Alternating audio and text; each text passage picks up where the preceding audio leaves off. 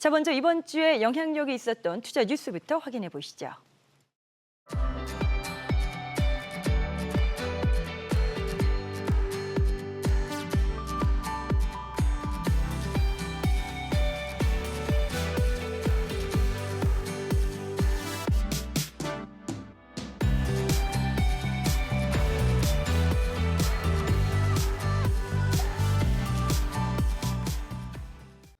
네, 네 분의 전문가와 함께 시장에 대한 자세한 분석 그리고 앞으로의 전망까지 짚어보도록 하겠습니다. 자, 코스피가 워낙 많이 올라오지 않았습니까? 그렇다 보니까 뭐 조정은 어느 정도 당연한 게 아니냐 이렇게 생각하시는 분들도 계실 것 같아요. 자, 먼저 강동현 대표님께 질문 드리도록 하죠. 시장에 대한 분석, 현재는 어떤 관점으로 보고 계십니까? 충분히 좀 많이 올라온 만큼 일단 조정은 좀 당연하게 받아들여야 되지 않나. 그래서 당연한 네네. 흐름이다 이렇게 생각을 하고 있고요. 일단 시장 참여자들도 이미 코스피가 많이 올라온 만큼 고점 부담이라든지 조정 가능성 부분에 대해 가지고 좀 우려를 반영한 한 주였다 이렇게 볼 수가 있겠습니다. 네. 특히 지난 6월 달 같은 경우는 상승률이 2000년 이후에 이제 25년 기준으로 본다라고 하면 네 번째로 큰 상승이 나왔거든요. 5월부터 약 20% 가까운 상승이 나왔는데 개인적으로는 상승폭 자체보다는 너무 빠르게 올라온 점이 좀 심리적으로 부담을 주지 않나 이렇게 생각을 합니다. 일단 단기간 급등한 만큼 이 불필요한 조정 부분에 대해 가지고 경계 심리가 생겼다 생각이 들고요. 이번 주 업종별 흐름을 보게 되면은 상법 개정, 이제 그 기대감으로 올랐었던 금융이라든지 지주사들이 조정을 받았고, 그리고 상반기에 좀 강세가 나온 뒤에 좀 쉬고 있었던 뭐 조선이라든지 원전, 방위산업 이런 종목군들이 반등을 시도했었지만 지속성은 좀 다소 부족하지 않았나 그렇게 네네. 보고요. 그 정고점 부담이라든지 이런 부분 때문에 지수 고점에 대한 우려감이 좀 시장에 반영이 되었다 그렇게 보고 있습니다. 일단 그 결과 이제 상대적으로 좀 덜 오른 제약바이오라든지 2차전지 이제 고점에 있는 종목들의 수급이 좀 분산되면서 이제 밑에 제약바이오라든지 2차전지로 수급이 쏠리면서 이번 주에 이제 강한 시세가 나왔고요. 네. 또 소외되었었던 이제 소형주 중 일부는 신저가에서 계속 하락을 하다가 갑자기 상한가를 기록하는 종목들도 제법 많이 나왔습니다. 단기적으로 수급이 분산되는 현상에서 일단 주도 업종이 없을 때 나오는 현상이거든요. 그렇다라고 하면은 이런 부분은 주도 업종은 쉬어가는데 시장에서 수급은 계속 도는 그런 순환매 흐름이 지금은 이어지고 있다 보고 있는데요. 다만 코스피가 고점을 찍고 본격적으로 이렇게 하락한다라기보다는 개인적으로는 이렇게 수급이 계속 도는 만큼 주도 업종이 좀 숨고르게 들어갔고 이제 추가적으로 신규로 들어오는 자금이 이제 좀 저가 매수세로 돈이 유입되는 게 아닌가 그렇게 네네. 보고 있습니다.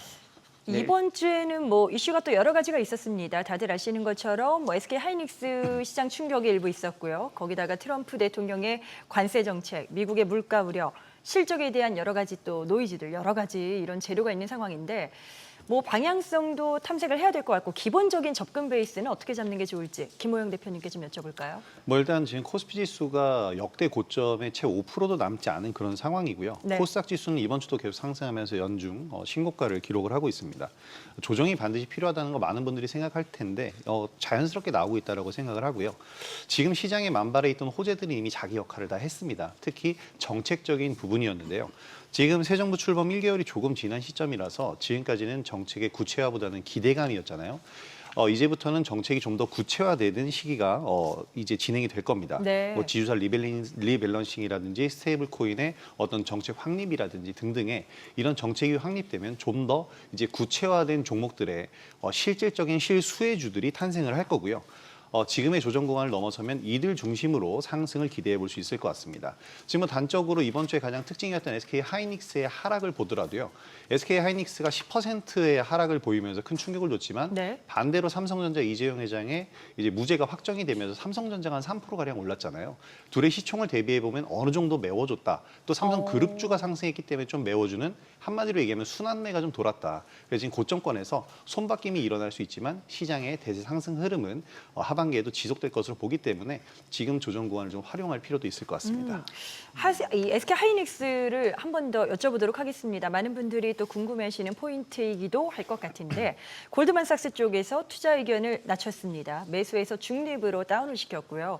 이런 부분들 때문에 말씀하신 것처럼 이제 목요일장에서는 급락도 있었고 이런 부정적인 뷰는 지금 뭐 투자자분들이 어떻게 받아들이시는 게 중요하냐 이걸 또 해석을 도와드려야 될 것 같아요. 네. 백진수 대표님. 네, 일단 골드만삭스에서 나온 리포트 내용을 좀 보게 되면 네. 표면적으로 그 하이닉스가 지금 HBM 쪽에서 영업이익률이 50%에서 55% 이렇게 많이 나오는 걸로 알려져 있거든요.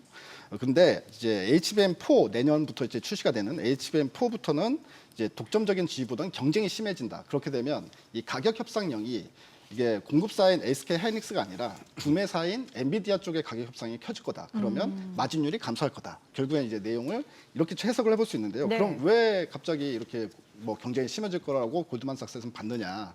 HBM4부터는 이 다음 세대로 빨리빨리 교체가 되는 게 아니라 HBM4인 상태가 꽤 오래 지속이 될 거다. 그러면 후발주자들이 기술 격차를 충분히 쫓아올 수 있는 시간을 주는 거 아니냐? 시간이 충분해지니까. 그렇죠. 네. 지금 현재는 하이닉스가 거의 기술력이 HBM 쪽에선 최고지만 그렇게 되면 삼성도 쫓아오고 마이크론도 쫓아오고 하다 보면 그쪽에서 이제 엔비디아가 받을 수 있는 물량이 많아지면 당연히 가격 협상력이 엔비디아 쪽으로 갈 것이다라는 건데요.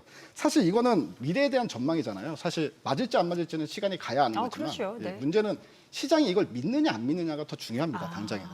근데 이 리포트가 나오고 하이닉스 보면 외국인 기관들이 목요일 날 뭐 어마어마하게 매도를 했습니다. 완전 투매를 했거든요. 그러면서 이제 주가가 9%나 급락을 했고 네. 삼성전자 쪽에선 이제 오히려 외국인 기관이 그대로 매수가 들어왔어요. 제가 봤을 때는 일부 스위칭 전략을 사용한 것 같습니다. 그래서 하이닉스 쪽에서는 수익도 낮겠다.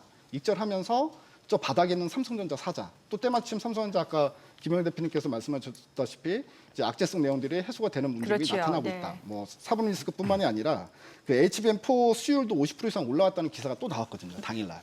그 때문에 갈아타기 딱 좋은 시점 아니었나라고 보여지고 그러면 이제 우리 투자자 입장에서 봤을 때는 일단 이 시장의 흐름에 내 생각이 어떻든 중요하지 않고 시장 흐름에 어느 정도 순응할 필요성이 있다. 네. 그러면 하이닉스를 팔고 삼성전자를 같이 사보는 이런 전략이 오히려 하이닉스를 사는 것보다 훨씬 낫다라고 보여지고요. 예를 들어서 삼성전자 산 다음에 HBM이 이제까지 뭐 여러 차례 탈락을 했었기 때문에 콜 테스트에서 이번에 HBM4가 만약 된다 그러면 삼성전자를 계속 들고 가면 되는 거고 또 안 될 것 같다 그러면 그때 다시 하이닉스로 갈아타는 전략. 네. 이렇게 보는 게 가장 좋지 않을까 생각이 듭니다. 삼성전자로 갈아타야 하는가, 이제는 정말 그럴 때가 온 건가라는 궁금증을 재차 한번 확인을 해보도록 하겠습니다. 자, 김동관 대표님, 예. 어떨까요? 지금 필요한 전략적인 변화를 좀 취해줘야 하는 타이밍일까요?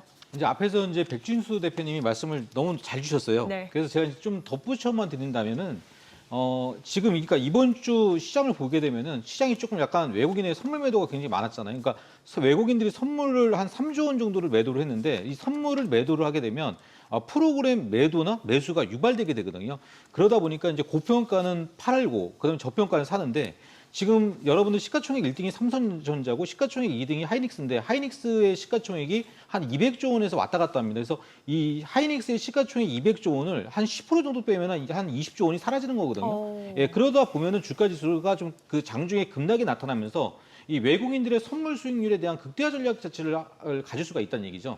예, 그러면서 이제 삼성전자는 또 매수를 해서 시장에 대한 베이스를 계속적으로 유지를 하면서 수익률 극대화 전략을 외국인들이 사용한 게 아닌가라고 좀 보여주고 있고요. 네. 지금 전반적인 분위기들 보면은 이제 뭐 공매도다 대체거래다 이제 이런 것들이 많이 늘어나고 이제 이런 상황들인데 사실 이런 것들이 많이 늘어나려면 이 불확실성이 굉장히 커져야 된다는 얘기인데 이 확실한 것은 이제 내년으로 가면서 이 HBM 가격에 대한 부분이 두 자리는 무조건 하락을 한다라는 부분이거든요.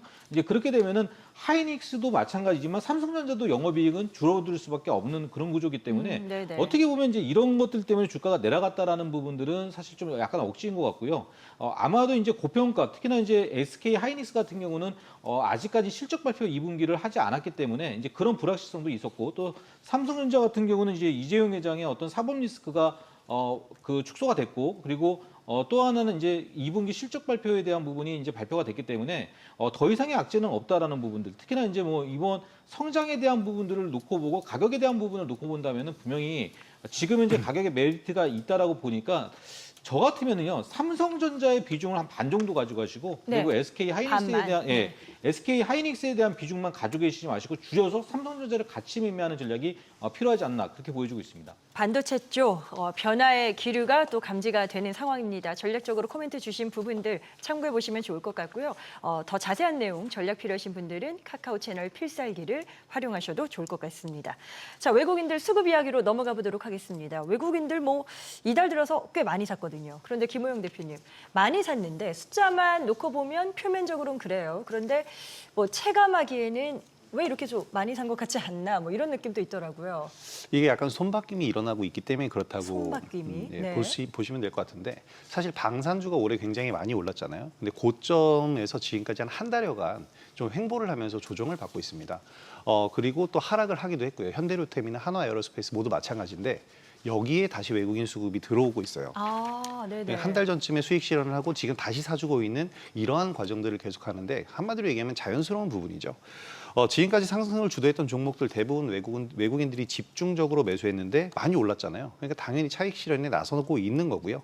SK 하이닉스 같은 경우에 보더라도 저는 이번 투자 의견 이 하향을 한 보고서 자체가 자신들이 매도하기 위한 명분을 만들었다라고 생각을 합니다. 아. 뭐 귀에 걸면 귀걸이, 코에 걸면 코걸이인 내용인데 그래서 많이 오른 sek터 중심으로 수익 실현 진행을 하고 그 다음에 조정을 받으면 매수하는 이런 자연스러운 패턴이다라고 보시면 되겠고요. 네.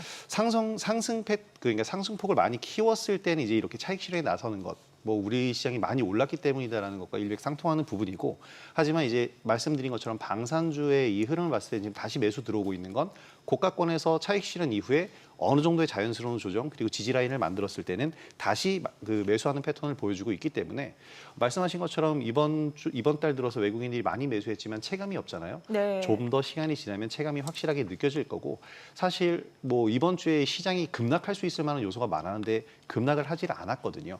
그런 것들도 이렇게 외국인들이 매수가 들어오는 이유 그러니까 뭐 이번 주에 바이오라든지 2차 전지 쪽으로도 매수가 들어왔는데 이러면서 좀 시장을 방어해 주는 역할로 우리가 해석을 해보면 될 것 같습니다. 자, 실적 관련해서 이제 2분기 실적 시즌이 진행되고 있습니다. 자, 그래서 여기에 발맞춰서 전략적으로 내가 키를 어떻게 잡을까 궁금해하시는 분들도 계실 것 같은데, 자, 김동관 대표님, 예. 실적 관련해서 이슈가 좀 더 뭔가 좀 주목할 만한 게 있는지 어떤 부분을 저희가 놓쳐서는 안 되는지 좀 잡아주시죠.